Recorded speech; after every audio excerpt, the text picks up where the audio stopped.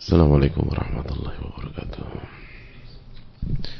Bismillahirrahmanirrahim. Alhamdulillahi rabbil alamin.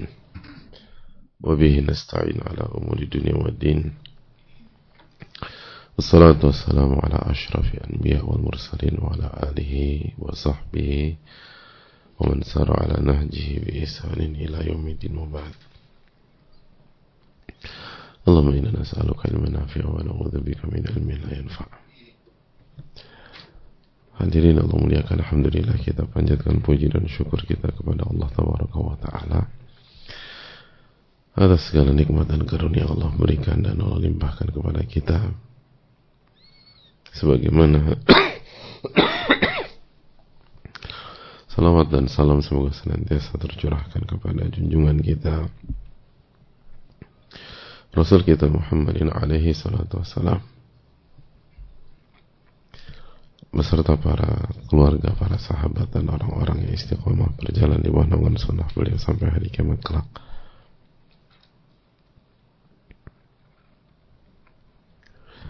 Hadirin Allah muliakan, alhamdulillah kita panjatkan puji dan syukur kita kepada Allah sehingga kita bisa bersua pada pagi hari ini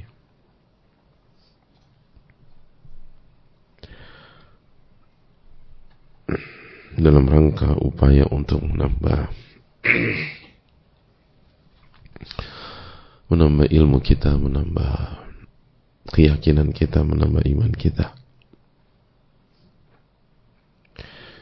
dan selalu minta ilmu yang bermanfaat.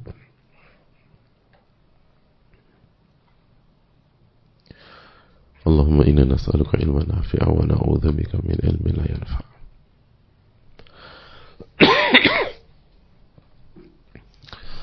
Ya Allah, berikanlah kami ilmu yang bermanfaat dan lindungilah kami dari ilmu yang tidak bermanfaat.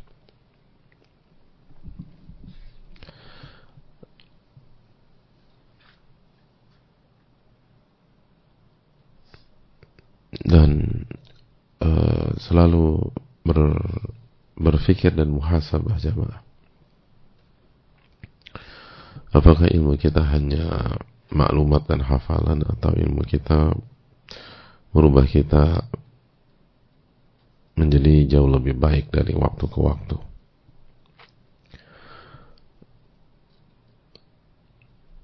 Sebagaimana dikatakan al-Imam Asy-Syafi'i rahimahullahu ta'ala, al-ilmu ma nafa' wa la yusama hufidh. Ilmu itu yang bermanfaat, bukan hanya yang sebatas dihafal, bukan yang sebatas diketahui. Dan ini PR kita semua.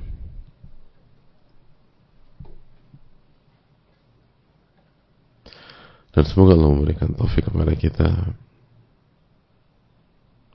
agar bisa mendapatkan ilmu yang bermanfaat. Amin ya rabbal alamin. Sebagaimana salawat dan salam kita berusaha senantiasa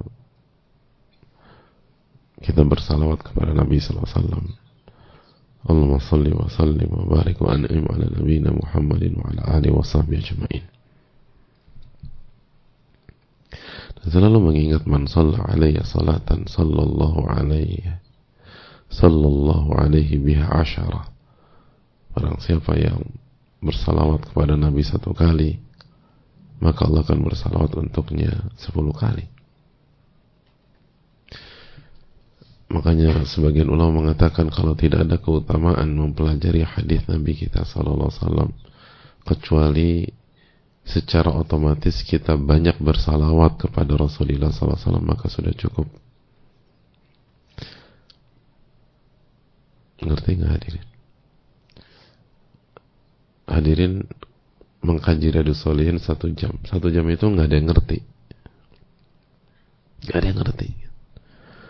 Ustadz ngomong apa dari detik pertama sampai detik nggak ngerti ini Ustadz ngomong apa sih. Tapi karena belajar hadis-hadis Nabi SAW,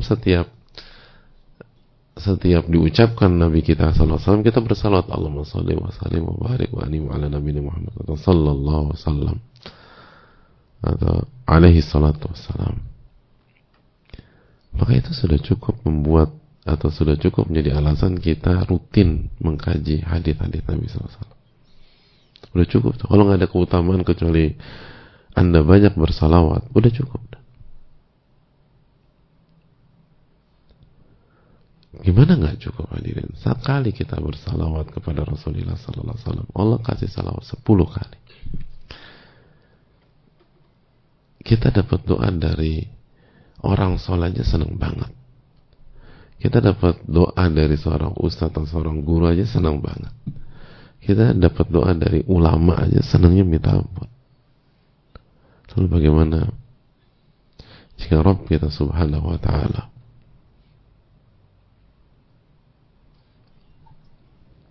bersalawat untuk kita? Karena kita Allahumma salli wa sallim wa barik wa anim ala nabiyina Muhammadin wa ala alihi wa sahbihi ajma'in. Dan sisi-sisi ini yang seringkali kita lupakan, khususnya di kajian-kajian rutin, sehingga kajian rutin hanya sebatas formalitas, hanya sebatas rutinitas, nggak ada ruh, nggak ada spirit, karena dianggap sudah tiap hari udah kajian. Tapi kalau orang benar-benar kajian itu dengan hatinya, lalu dia resapi, dan diantara yang dia resapi adalah ketika dia berjumpa dengan nama Nabi kita alaihi salatu wassalam, sehingga dia bisa bersalawat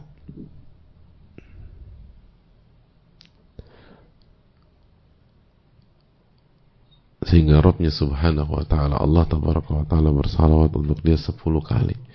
Man shalla alayya salatan sallallahu alaihi biha 10. Barang siapa yang bersalawat 1 kali saja untukku, maka Allah subhanahu wa ta'ala bersalawat 10 kali buat dia. Allah tabaraka wa ta'ala Rabbul alamin, Rabbnya surga dan Rabbnya neraka, Malik Yaumiddin, Rajanya hari kiamat, bersalawat untuk kita 10 kali. Wa kafa biha syarafa, cukuplah itu menjadi kemuliaan dan keutamaan untuk kita. Makanya orang yang diam saja ketika nama Nabi alaihi salatu wasallam disebutkan itu orang yang aneh hadirin, dan pelit, kata Rasulullah SAW. Al-bakhil man idza dzukira ismi lam yusalli alayya. Orang yang pelit adalah orang yang apabila namaku disebutkan dia tidak bersalawat kepadaku alaihi salatu wasallam. Maka hadirin Allah muliakan, jangan jadi orang yang pelit, orang yang bakhil, orang yang menghilangkan atau yang menyanyiakan kesempatan emas. Dan itu salah satu contoh orang yang kalau belajar berpeluang besar mendapatkan ilmu yang bermanfaat, maka dia akan senantiasa bersalawat kepada Rasulullah SAW. Karena dan ketika dia bersalawat, dia punya harapan mendapatkan salawat dari Allah Subhanahu wa taala sebanyak 10 kali.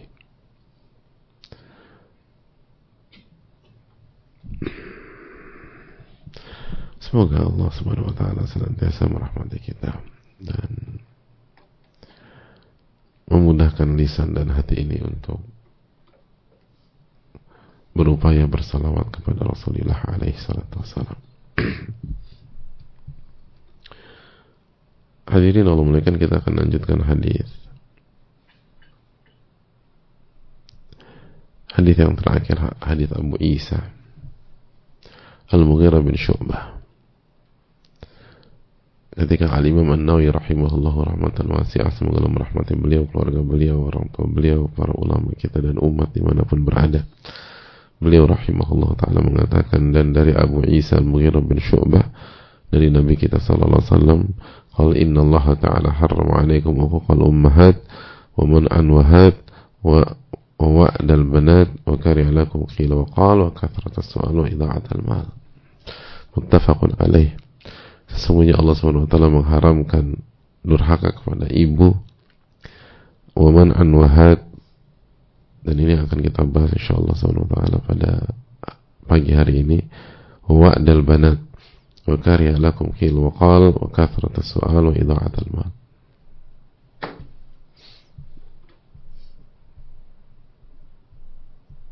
Hadirin Allah muliakan.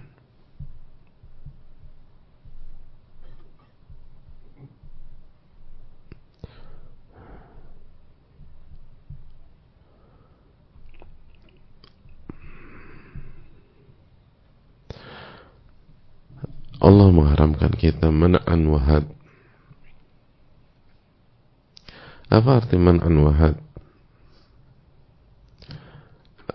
Man'an wahad artinya adalah tidak menunaikan kewajibannya dan meminta yang bukan haknya.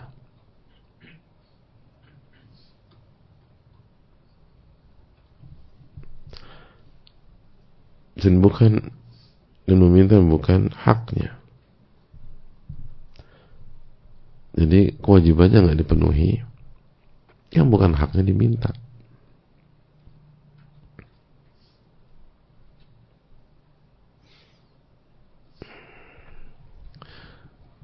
Dan ini lebih parah daripada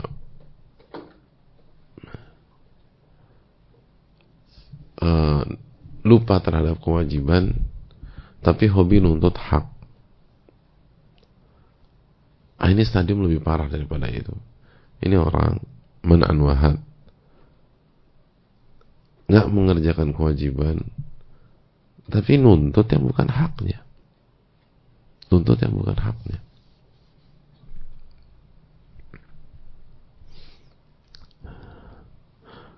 Itu diharamkan oleh Allah Tabaraka wa Ta'ala. Dan itu disampaikan oleh Rasulullah sallallahu alaihi wasallam. Jadi manusia itu jadi jamu'an manu'ah. Rakusnya luar biasa.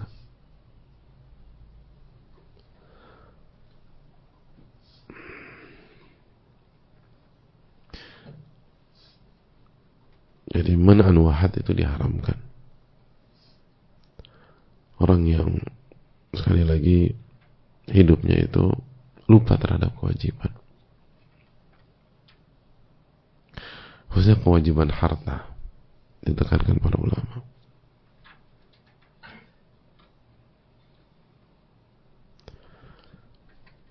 Tapi di waktu yang sama nuntut aja kerjaannya, dan yang bukan haknya dikejar sama dia.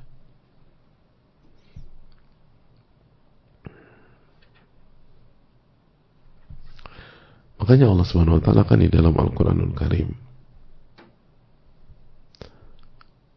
sebut saja dalam surat Ali Imran ayat 180.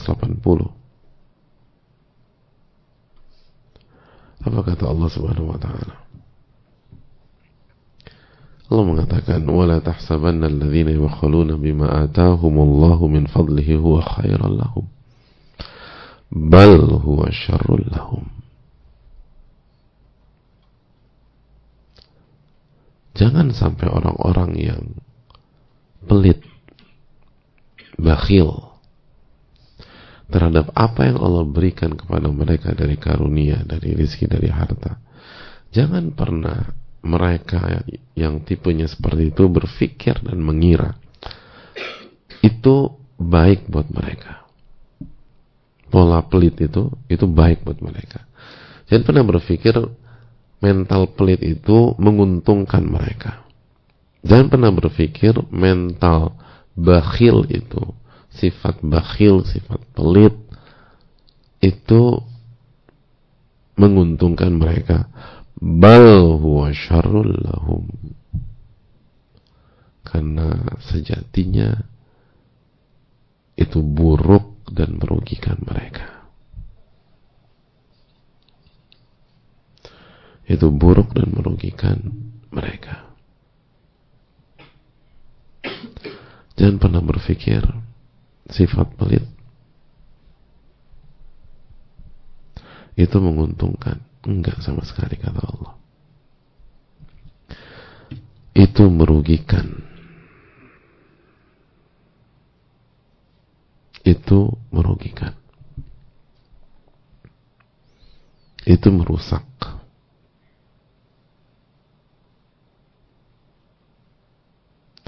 Itu merusak.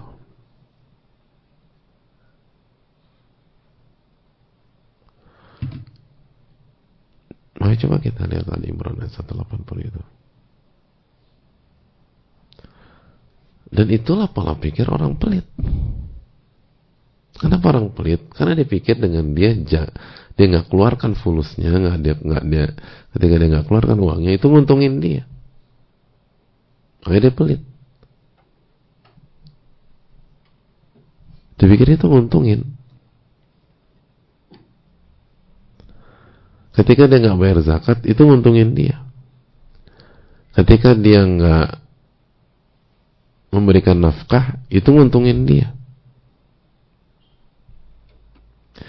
Ketika dia nggak keluar duit, ketika dia nggak keluar uang, itu nguntungin dia. Wala yahsabanna alladhina yabkhaluna bima atahumullahu min fadlihi huwa khairul lahum. Huwa khairan lahum. Dan jangan sekali-kali orang-orang yang pelit itu berpikir yang tidak mengeluarkan apa yang Allah kasih buat mereka, itu menguntungkan mereka. Dan lihat bagaimana Allah berfirman, bima atahumullahu min fadli.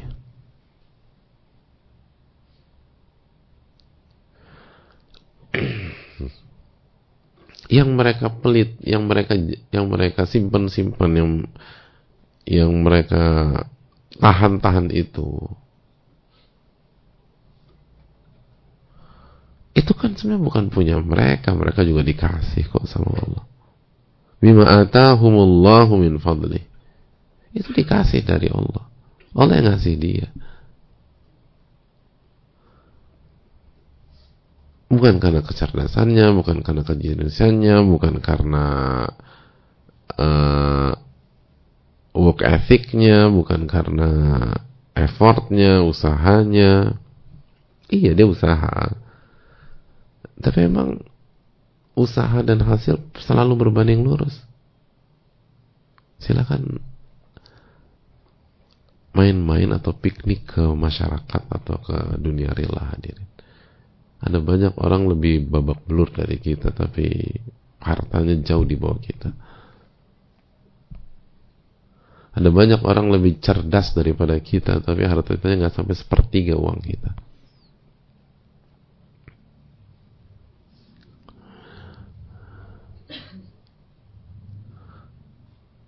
Ada orang tuh kerja siang malam tapi nggak sampai setengahnya uang kita.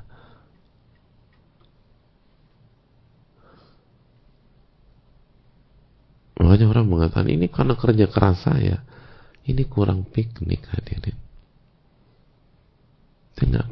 Dia nggak pernah ngelihat dunia real. Betul harus kerja keras. Tapi apakah kerja keras saja cukup?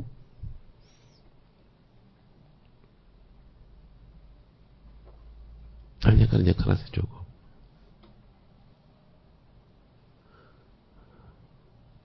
Ada orang, oh ini karena kerja keras. Iya, kerja keras. Tapi kalau Anda bukan anaknya si Fulan, memang punya akses kayak begini. Ya tapi kan saya ke sekolah sampai tinggi. Ya itu yang nyekolahin Anda itu siapa? Ya bapak saya. Ya udah. Terus yang mentakdirkan Anda lahir dari rahim istrinya siapa? Gitu.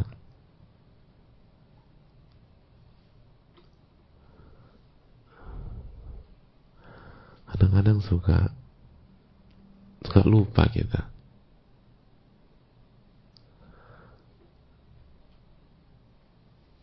Bahwa ini tuh dikasih sama Allah. Dikasih sama Allah.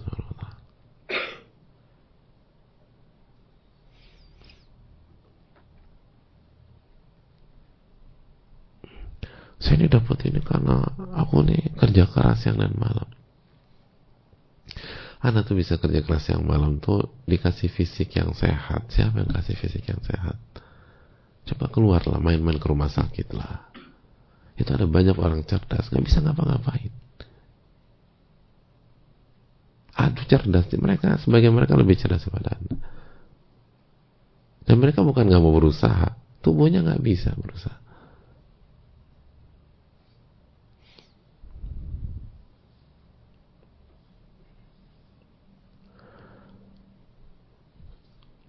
Jadi ketika Anda nahan-nahan uang tersebut atau kewajiban Anda, itu Anda nahan-nahan sesuatu yang statusnya itu dikasih sama Allah.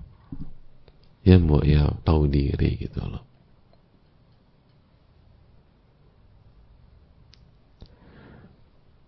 Harusnya ya, kenapa lo sharing sana sharing sini? Ya namanya juga gue dikasih, ya dikasih bagi-bagi lah gitu.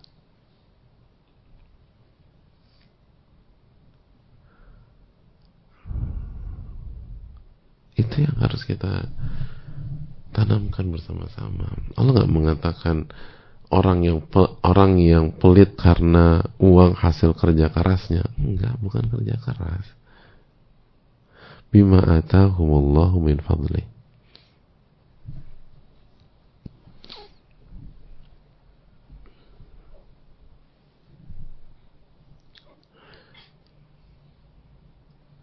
Lagi pula kalau kerja keras Anda bukan orang paling kerja keras sedunia juga kok. Bukan orang paling kerja keras se-Indonesia. Ada orang Senin kerja, Selasa kerja, Rabu kerja, Kamis kerja, Jumat kerja, Sabtu kerja, Ahad kerja juga. Penghasilannya di bawah sepertiga penghasilan sebagian kita.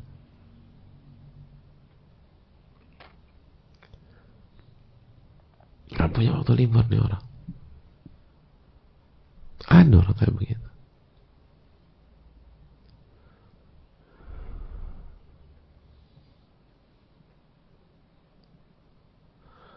Jadi hadirin Allah muliakan,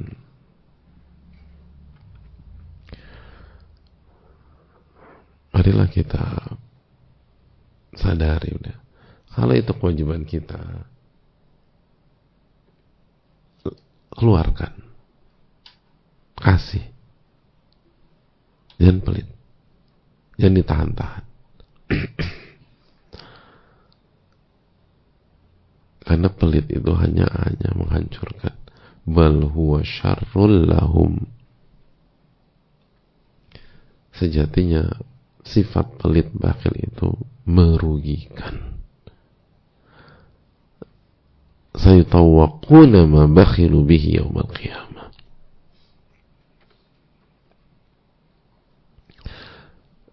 Harta yang mereka tahan-tahan itu karena sifat pelit mereka akan dikalungkan kelak di leher mereka pada hari kiamat. Na'udzubillah. Akan dikalungkan di leher mereka pada hari kiamat. Mereka akan diadab dengan harta tersebut.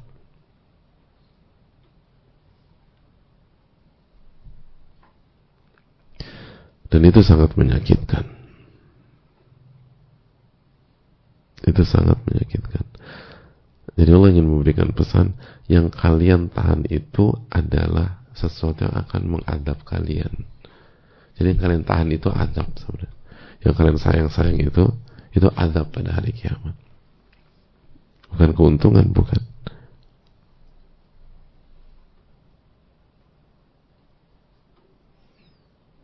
Itu poin.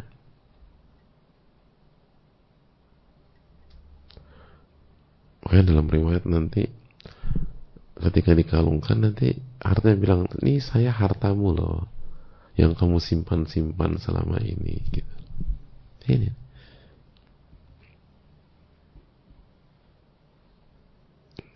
na'udzubillah thumma na'udzubillah.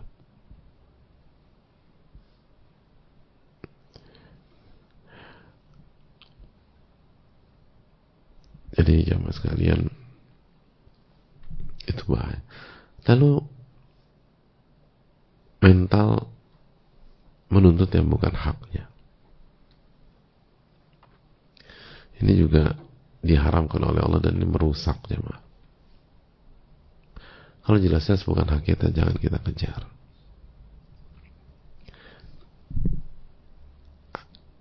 Mental seperti ini itu menyiksa. Jelas menyiksa. Karena itu zalim, itu. Lalu yang kedua, ketamakan, kerakusan terhadap dunia.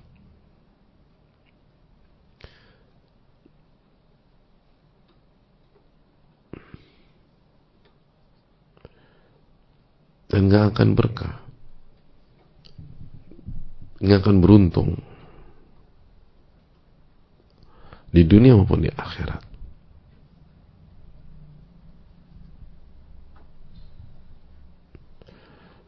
Dan itu kan sudah dijelaskan oleh Allah Subhanahu wa taala. Allah berfirman surat Al-An'am ayat 21, "Innahu la yuflihul zalimun." Orang yang zalim tidak akan beruntung. Tidak akan beruntung. Tapi dia dapat ya, iya dia dapat, nanti dia kena di sisi lain.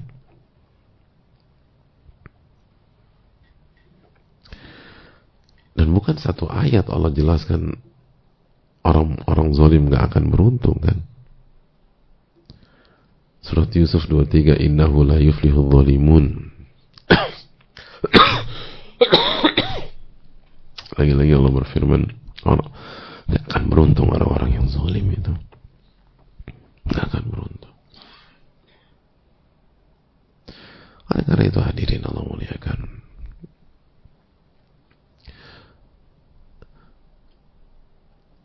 dan kita gak akan jadi orang yang bertakwa dengan cara seperti ini. Gak akan.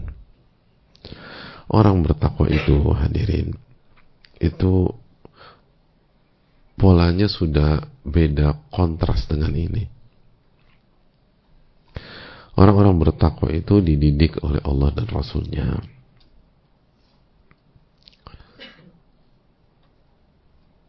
Itu di level menanggalkan haknya atau menanggalkan sebagian haknya.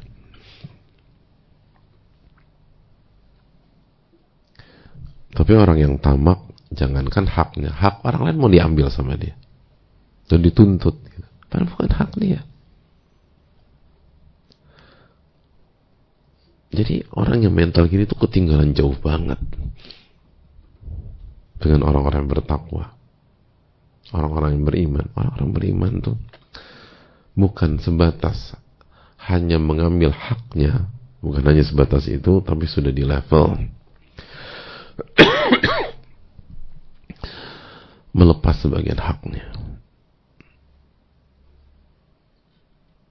karena mengharapkan ridha Allah Tabaraka wa Ta'ala, mengharapkan ganjaran yang jauh lebih besar.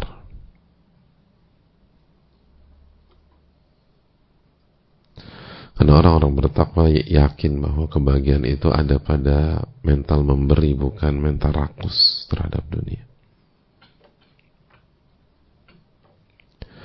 Karena mereka yakin bahwa menanggalkan sebagian hak adalah kunci kebahagiaan dan kunci ketenangan. Dan kerakusan terhadap dunia adalah kunci kesengsaraan. Kerakusan terhadap dunia itu seperti minum air laut, minum air asin, semakin rakus semakin sengsara.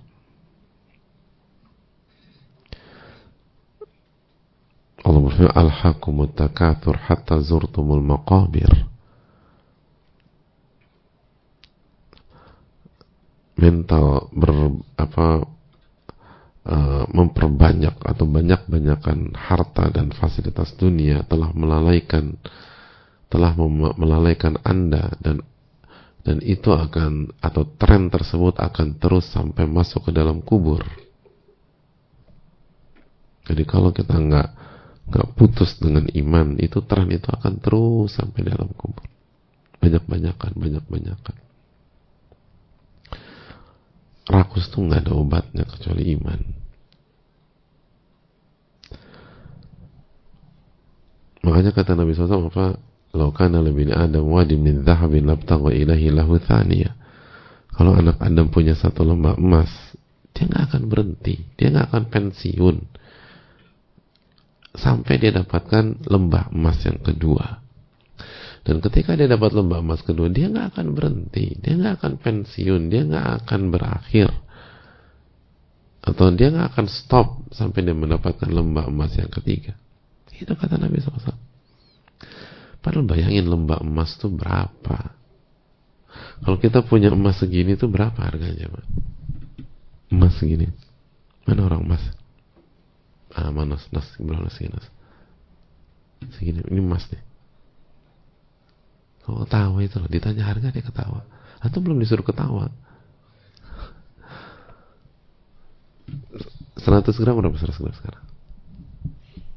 Nah, berapa sih? 80 ya? 90? Salah nanya Mbak Eci aja. Ini dunia ibu-ibu nih, emas. 98. Naik lagi ya? 90-an lah. Berapa 100 gram itu berapa sih? Bentuknya sebesar apa 100 gram? 100 gram itu kan segini doang kan, segini tuh. 100 gram. Kecil segini doang. 100 gram. Segini berapa nih?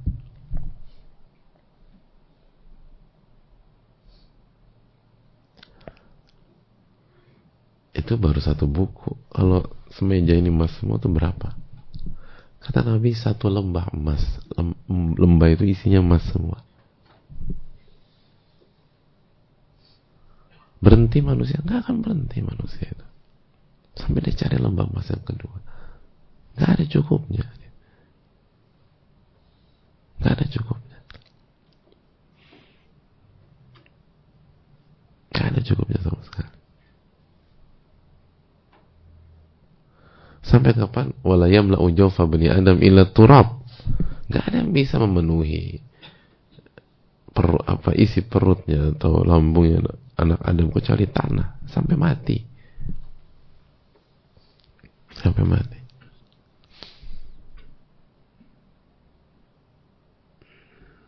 Sampai mati. Makanya hak orang mau diambil juga sama dia gitu loh. Gak puas dia. Hak temen tuh mau dimakan juga. Hak kakak atau hak adik sendiri mau diembat juga kalau bahasa kita. Orang tua sendiri mau ditikung juga sama dia. Orang tua sendiri. Itu kan, itu hak orang tua Anda ya, tapi kan ini bahasa. Nggak selesai. Hak orang mau dia makan, mau diambil.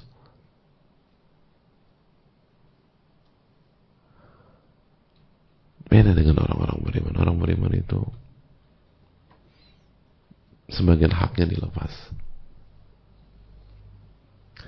karena mengharapkan karunia dan ganjaran lebih besar dari Allah Tabaraka wa Ta'ala. Gitu.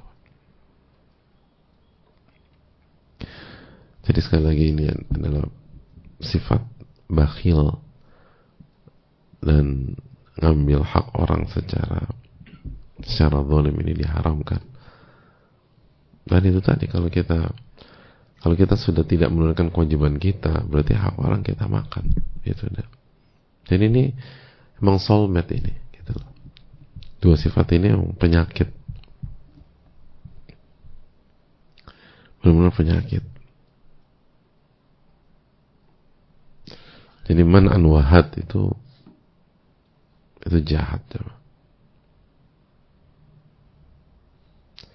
Dan itu akan membuat orang tuh rusak, sengsara, dan gak ada bahagia-bahagianya dalam hidup.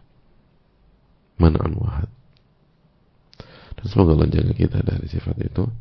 Saya rasa cukup sampai di sini. Wassalamualaikum warahmatullahi wabarakatuh. Assalamualaikum warahmatullahi wabarakatuh.